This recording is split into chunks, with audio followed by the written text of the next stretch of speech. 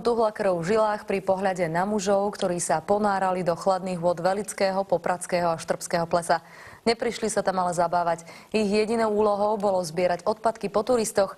Za posledných 18 rokov odtiaľ povynášali už viac ako 4,5 tony odpadu. K takmer 50-ke potápačov sa tento rok pridal aj Jan Tribula.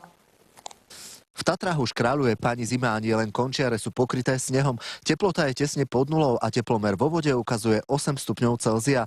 Potápači sa vraj ale ničoho báť nemusia, veď osobne na nich dáva pozor kráľ mori Poseidon. Aby ste mali šťastia a zdraví sa vrátili. Na tento okamih sa mnohí tešili celý rok a hoci rozmarné počasie nabádalo sa čím si posilniť, pravidla boli jasné. Doping sa nedoporučuje. Slnko je objednané, nebojte sa. Aj keď sa to nezdá, ale po hodine, po 2 hodinách už je vždy zima. Výborne, teším sa. Nesmierne sa mi u vás páči, som tu po 7 rokoch, pochádzam z Nového Zélandu. No a takto to vyzeralo pod vodou. Potápači zbierali odpadky nielen pri brehu, ale aj v strede plesa.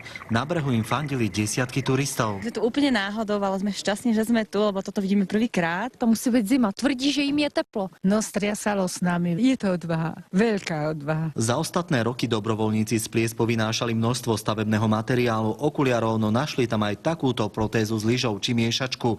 Dnes nechýbali peňaženky a hotovosť rôznej meny. 10 korún, koruna, nejaká fľaša, farebná, krásna. KČS koruna 10, to boli ceny. Máme tu takú tabulku, tatranský pohár. To už sledujete najmladšieho potápača, 14-ročného Evžena. Pod vodou na neho dohliadal otec a až na maličkosti si to obaja užívali. Dobrý, zatekol mi do oblečku a skvelý. 203 kg odpadu, to je sumár dnešného dňa. A zatiaľ, čo sa Poseidon nestačil čudovať, čo všetko do Plies ľudia dokážu nahádzať, lesník zo Štrbského plesa nám prezradil, o čom už roky sníva. Budem veľmi rád, keď potápači vylezú z vody a nedonesú vôbec nič. Jednoducho to by bol ten ideálny stav. Po úspešnej misii v chladných tatranských vodách sa potápači ponáhľali zväčša do tepla.